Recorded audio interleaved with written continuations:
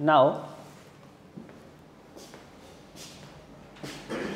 here Shell Camping Gear Incorporation is considering two mutually exclusive projects. Each requires an initial investment of $1 lakh. John Shell, president of the company, this is the president of that company, has set a maximum payback period of 4 years. That is, মানে উনি একটা standard এখানে হচ্ছে design করেছে যে আপনার এইখানে যে প্রজেক্টটা দেওয়া আছে এই প্রজেক্টের পেব্যাক পিরিয়ড হতে হবে হচ্ছে কত years? 4 years. This is the standard payback period, অর্থাৎ এর বেশি হলে এটাকে রিজেক্ট করতে হবে। Clear? Okay. The after tax cash inflows associated with the each projects are shown in the following table.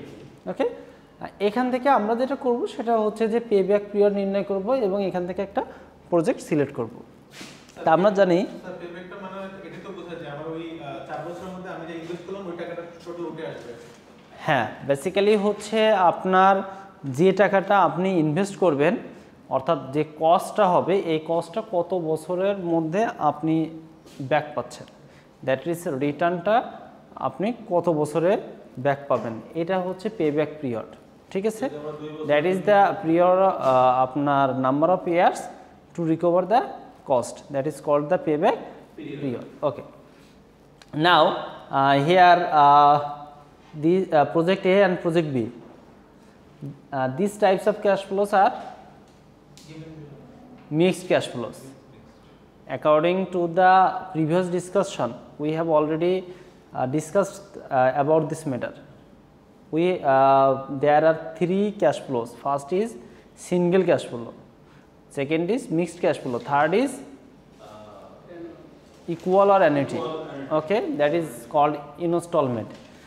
যখন হচ্ছে আমরা সিঙ্গেল ক্যাশ ফ্লো বলবো তখন আমার একটা সিঙ্গেল অ্যামাউন্ট থাকবে, সেটা হতে পারে রিসিভ আর হতে পারে হচ্ছে আপনার ডিসবার্সমেন্ট অথবা paid.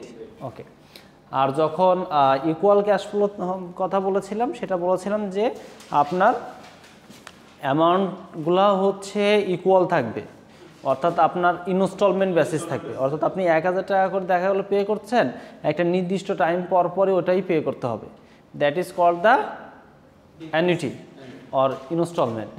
And last one is mixed cash flow, that is যখন হচ্ছে আপনার এই যে project A and project B, হ্যাঁ এখানে দেখেন ফার্স্ট যে ইয়ার এইখানে প্রজেক্ট এর ক্ষেত্রে রিসিভ করেছিল হচ্ছে $10,000, আর in case of project B receive করছে হচ্ছে 40,000, অর্থাৎ দেখেন মিক্সচার আছে, মানে অ্যামাউন্টের সাথে কিন্তু মিল নাই। যদি এখানে এমন হতো যে প্রতিটাতেই হচ্ছে $40,000 হচ্ছে রিসিভ করা হয়েছে, সেই ক্ষেত্রে আমরা এটাকে কি বলতে পারতাম? অ্যানুইটি অর হচ্ছে ইনস্টলমেন্ট, অথবা আরেকটা কি বলতে পারতাম? Equal cash flow. ক্লিয়ার বিষয়টা? ওকে, এখন আমরা এই যে বিভিন্ন ধরনের ক্যাশ ফ্লো আছে মিক্সড, অ্যানুইটি এবং হচ্ছে আপনার সিঙ্গেল ক্যাশ ফ্লো, এক্ষেত্রে কীভাবে আমরা পেব্যাক পিরিয়ড নির্ণয় করতে পারি? ইউজুয়ালি সিঙ্গেল ক্যাশ ফ্লোর ক্ষেত্রে ক্যালকুলেশনের প্রয়োজন হয় না, কারণ একটাই অ্যামাউন্ট। ঠিক আছে, এখানে কিন্তু ব্যাস এখানে সরাসরি আমরা এটা ক্যালকুলেশন করতে পারি। যেমন 1 লক্ষ টাকা আমি ইনভেস্ট করেছি, আমি একটা নির্দিষ্ট টাইম পর আর 1 লক্ষ টাকা পেয়েছি, এখানে কিন্তু ইজিলি বের হয়ে যাবে। বাট যখন এমন থাকবে তখন আমাদেরকে কিছু বিষয় কনসিডার করার চেষ্টা করতে হবে। ঠিক আছে, অর্থাৎ আমরা একটা ফর্মুলার মাধ্যমে এটা করতে পারি, তাহলে আমাদের জন্য সহজ হবে। সেটা কি হতে পারে? সেটা হচ্ছে payback period, PBP equal to year before full recover plus unrecovered cost divided by cash flow during the year. That is, দেখেন বিষয়টা একটু বোঝার চেষ্টা করেন। Here total investment was 1 lakh. Okay? Okay. Now, in case of project A, okay, calculation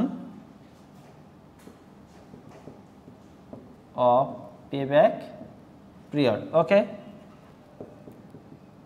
project A. Here year,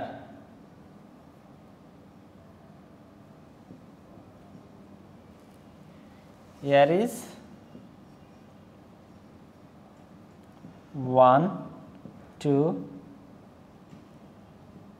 3, 4, 5. Then cash flows.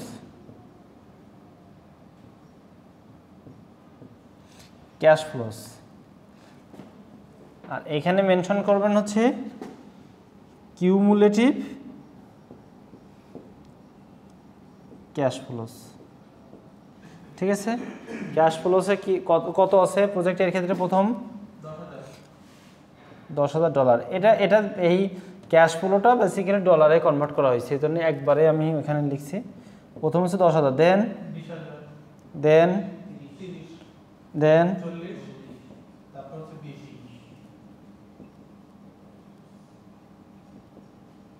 So cumulative cash flows কীভাবে বের করতে পারি এটা আমাদের একটু দেখতে হবে।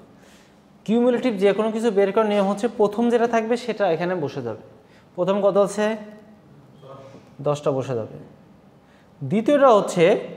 দ্বিতীয় যেটা হবে সেটা হচ্ছে প্রথমটার সাথে দ্বিতীয়টা যোগ, তাহলে কত? 30। তারপরে কত হবে? দেন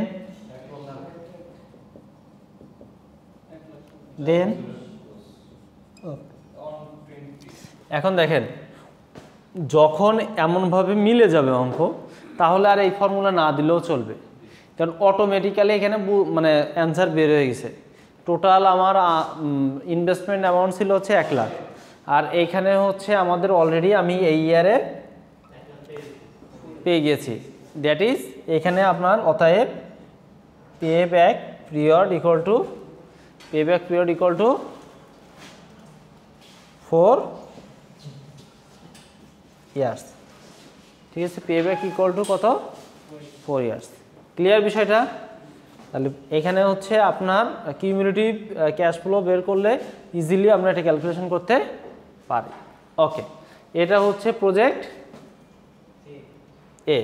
প্রজেক্ট এর ক্ষেত্রে আমার কি বলছে যে payback period equal to 4 years. Okay,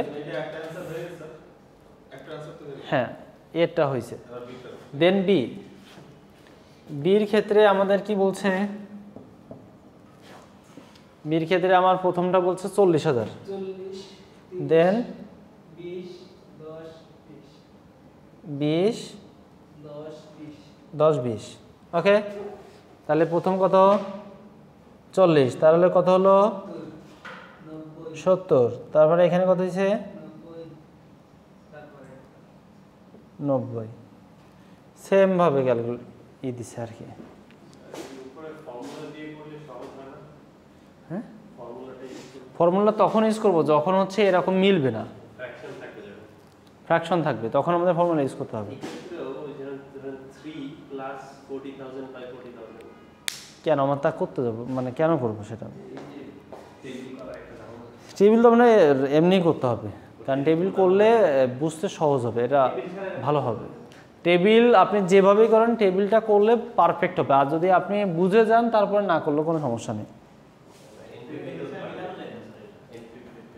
table থাকলে ভালো হয়, একবার মানে একই ইউনিক সিস্টেমে আপনি অ্যাপ্রোচ করতে পারবেন।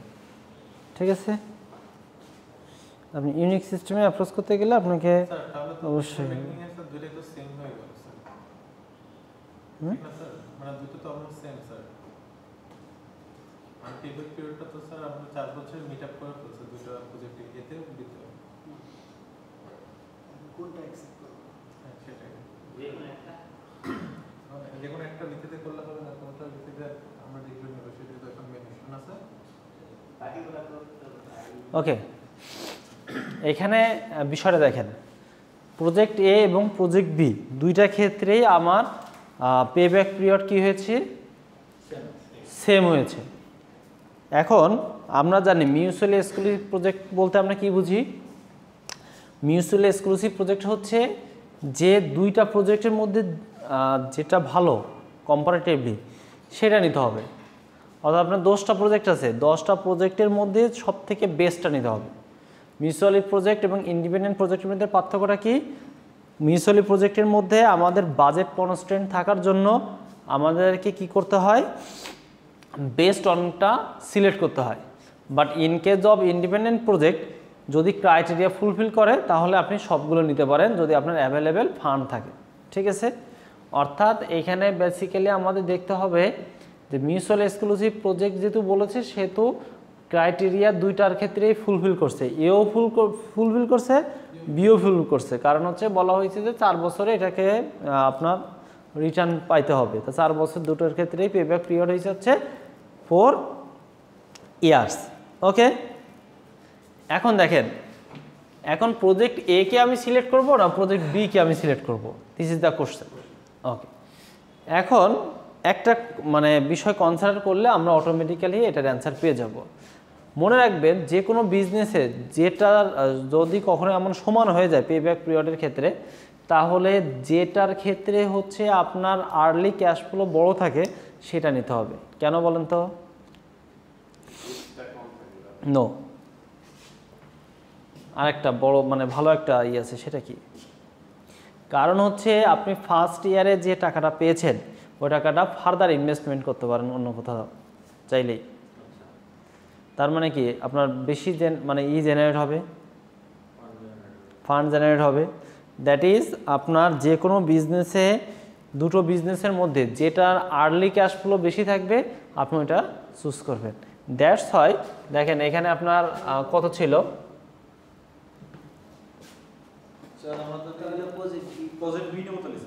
এক্স্যাক্টলি। আচ্ছা দেখেন এখানে আমার প্রজেক্ট এর ক্ষেত্রে কত পেয়েছি, প্রথম 10, আর এখানে পেয়েছি। যদি এই টাকাটা আবার ফার্দার ইনভেস্ট করতাম এবং 10% আমার রিটার্ন হতো, তাহলে এখানে আমার রিটার্ন কত হতো এই বছরে এসে?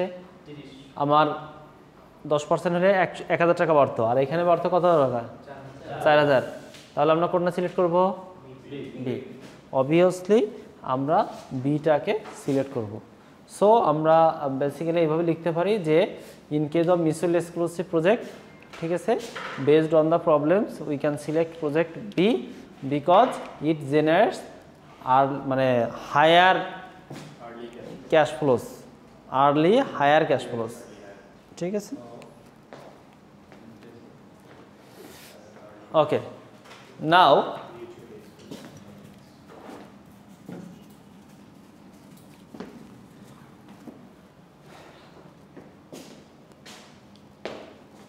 solve the following problems.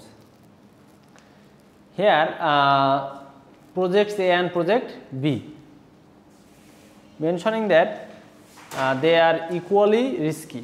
Okay, alternatives for expanding Rosha company's capacity. Okay, their firm's cost of capital is 13%. Firm's cost of capital is 13%. Do you know cost of capital? How do you mean by cost of capital?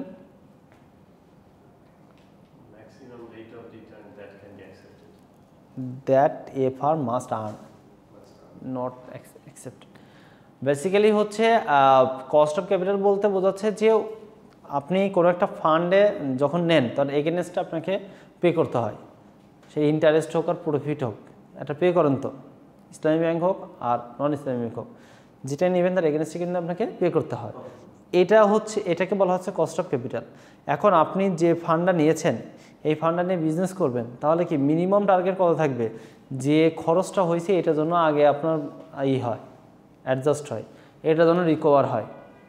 That's হয় এটাকে বলা হচ্ছে যে কি minimum rate of return that a firm must earn.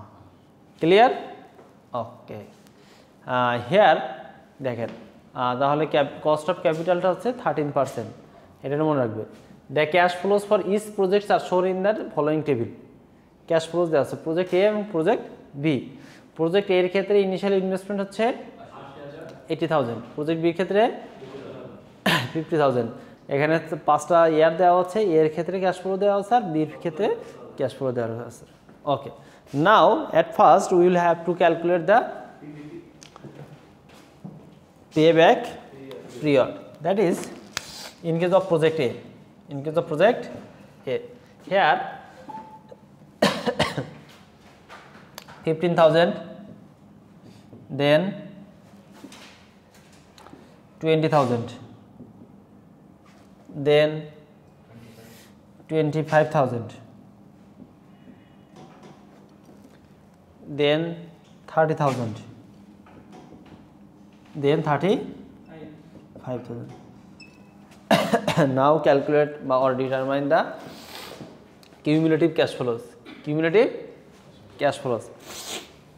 Here first is 15,000, then 35, then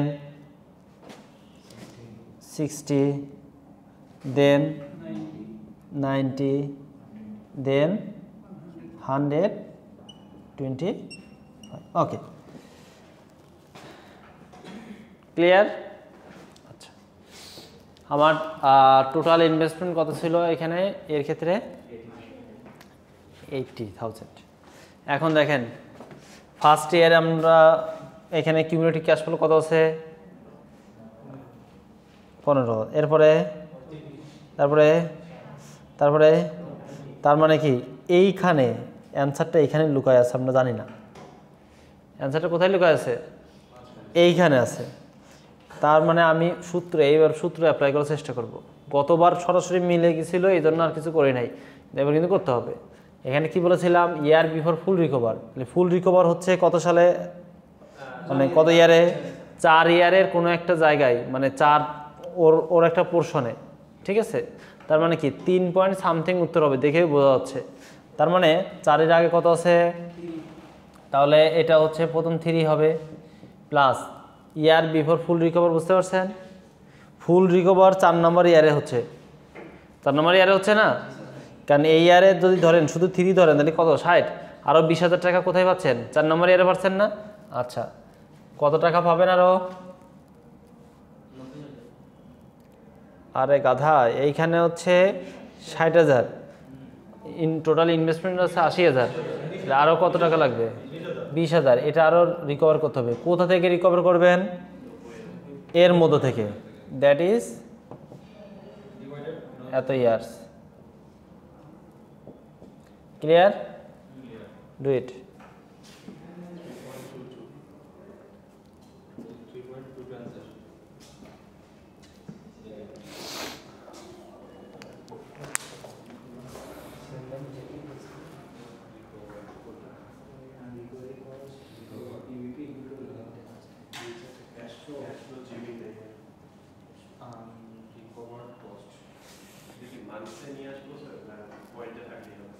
Sorry?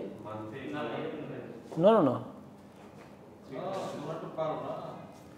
3 point?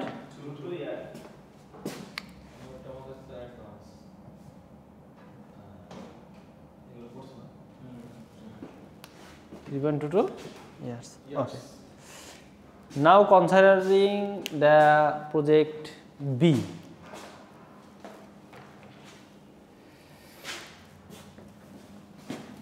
We will use the same formula.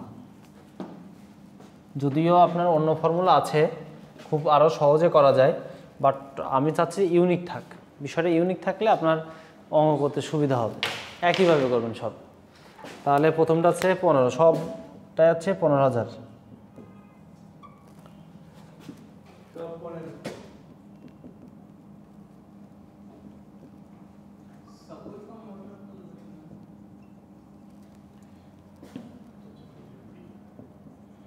First is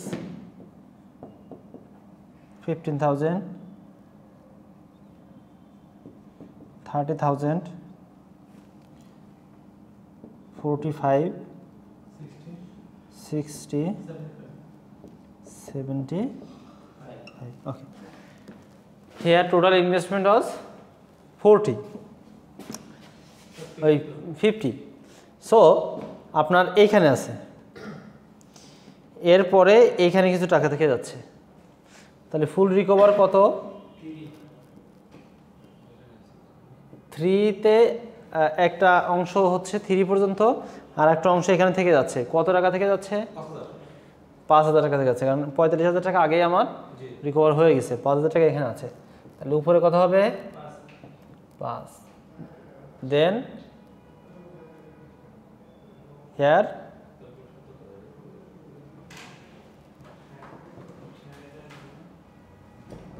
একটা জিনিস গতবার ভুল করছেন, আমি তো বলেছি ডিউরিং দ্য ক্যাশ ফ্লোস, মানে এই 90 যেটা 90-তে ভাগ হবে না, ওখানে ভাগ হবে হচ্ছে আপনার ক্যাশ ফ্লো যেটা ছিল এটা দিয়ে। খেয়াল করে নিন, এটা দিয়ে 30,000-এ ভাগ হবে। কারেক্ট করেন, এটা আমি খেয়াল করে নিই।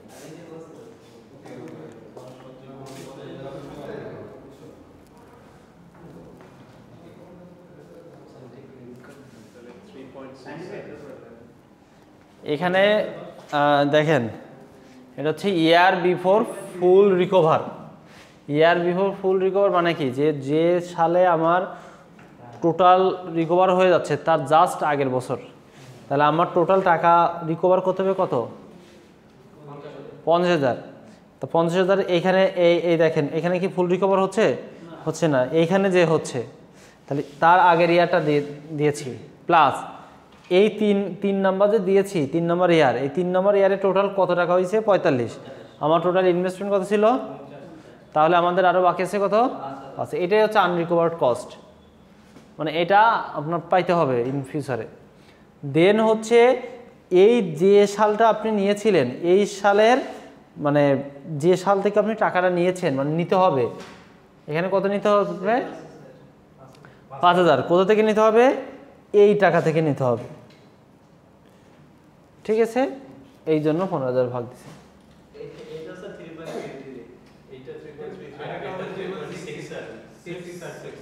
ওটাই হবে।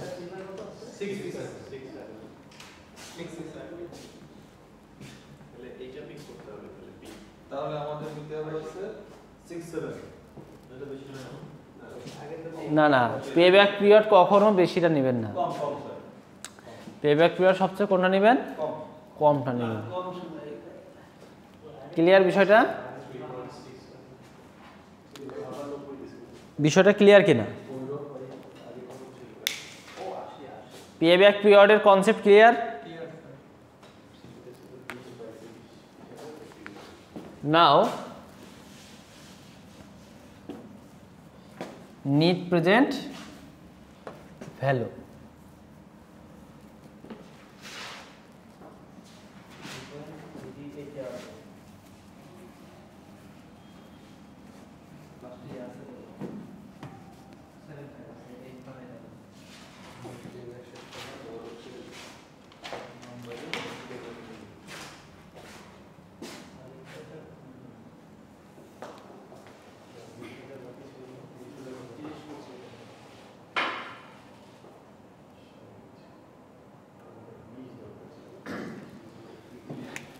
calculation of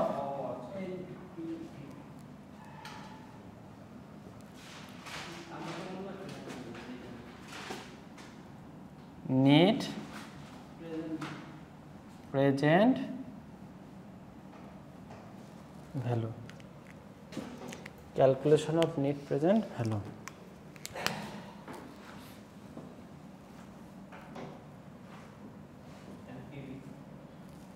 Okay,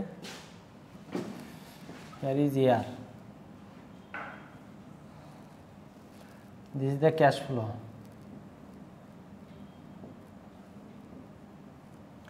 year 1, year 2, year 3, 4, 5.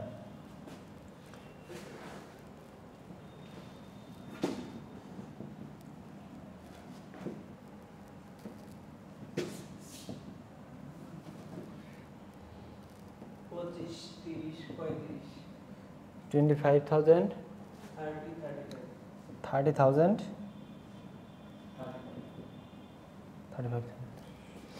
আচ্ছা,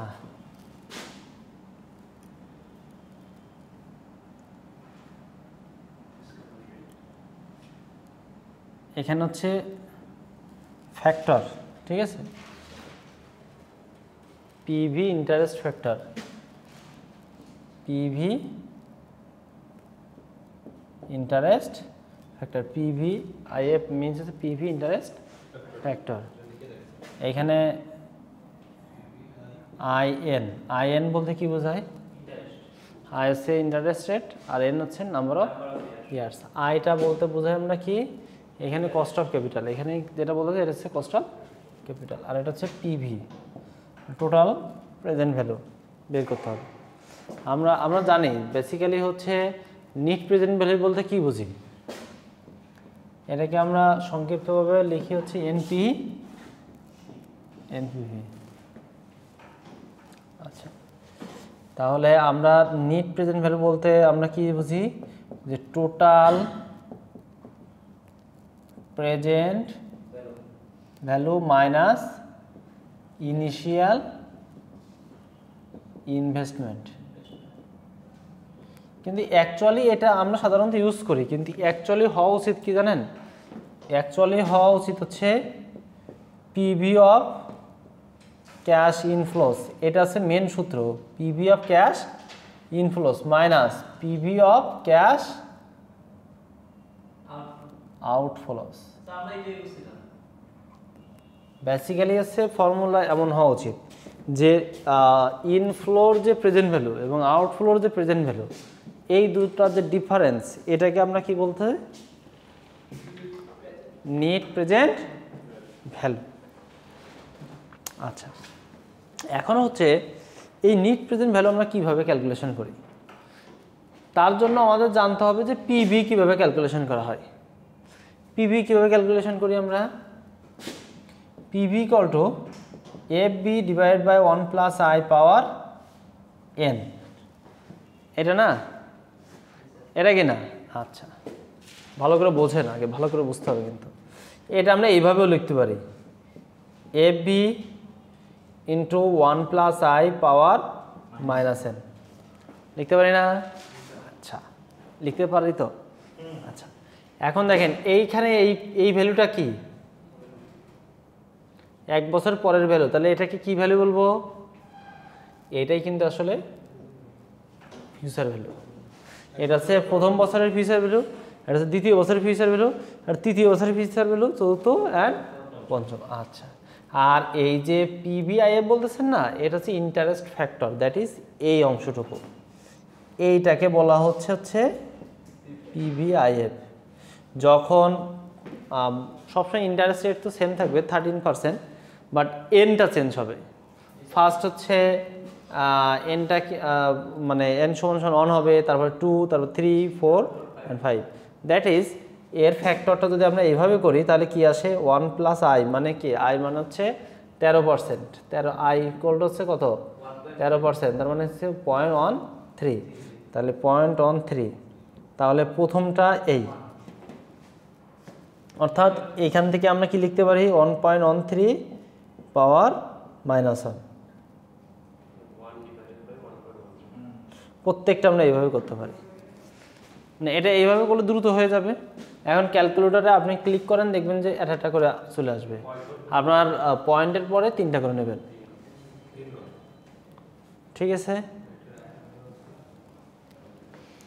সিম্পলি আপনারা এখান থেকে করতে পারবেন, যদিও শিটে অন্যভাবে করে দেওয়া আছে, একই নিয়ম, সিস্টেমটা কিন্তু সেম।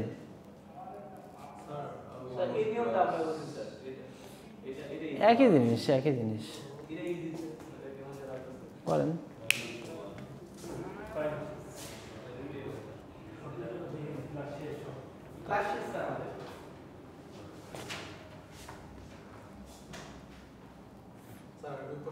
বোঝাবেন আপনি এই দিক দিয়ে বুঝেছেন, তবে দেখে নিন যে 1 প্লাস এটা একটা formula, PV equal to FB divide by 1 plus I power N হচ্ছে ফর্মুলা। এফবি বলতে আমরা এখানে ক্যাশ ইনফ্লোর যেটা বোঝাচ্ছি, এটা হচ্ছে এফবি। এটা হচ্ছে ফার্স্ট বছরের এফবি, সেকেন্ড বছর, থার্ড বছর, ফোর্থ বছর এন্ড ফিফথ বছর। আর এই আর একটা যে অংশ আছে এটাকে বলা হচ্ছে পিভিআইএফ, অর্থাৎ প্রেজেন্ট ভ্যালু ইন্টারেস্ট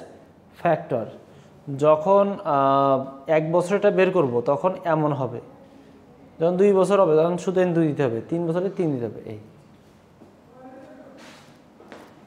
ঠিক আছে। এখন সেকেন্ড এখন স্যার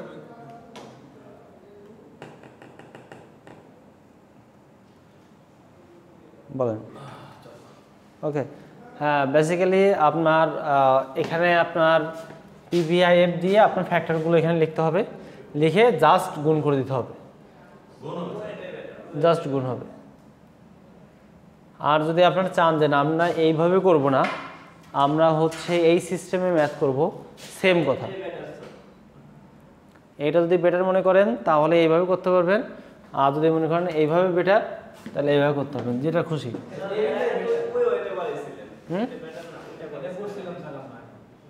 আপনারা যেভাবে করেন জিনিসটা তো সেম, ঠিক আছে।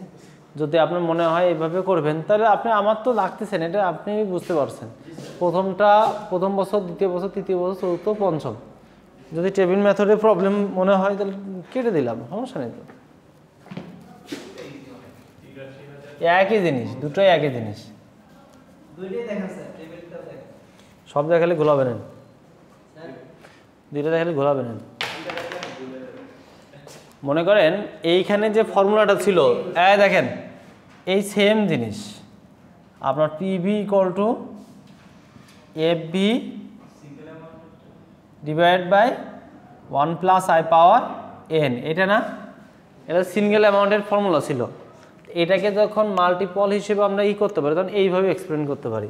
সেটা কি, PV = প্রথম বছরের ক্যাশ ফ্লো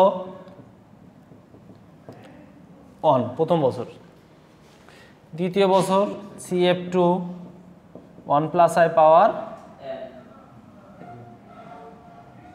2, এইভাবে যতগুলো আপনার ম্যাথে থাকবে সবগুলো দিতে হবে। বিষয়টা ক্লিয়ার?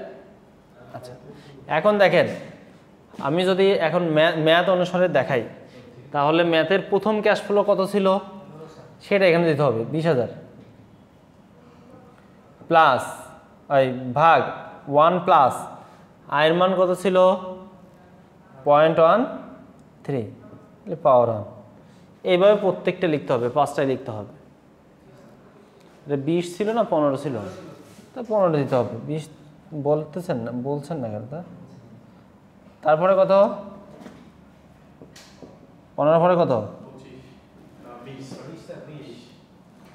তাহলে 1 + 0.132 প্লাস 25, 1 + 1 3 প্লাস তারপর কত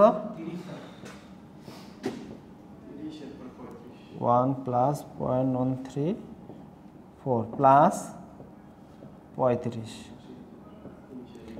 1 + 0.135। এভাবে আপনার ক্যালকুলেশনটা করতে হবে, খুব ইজি।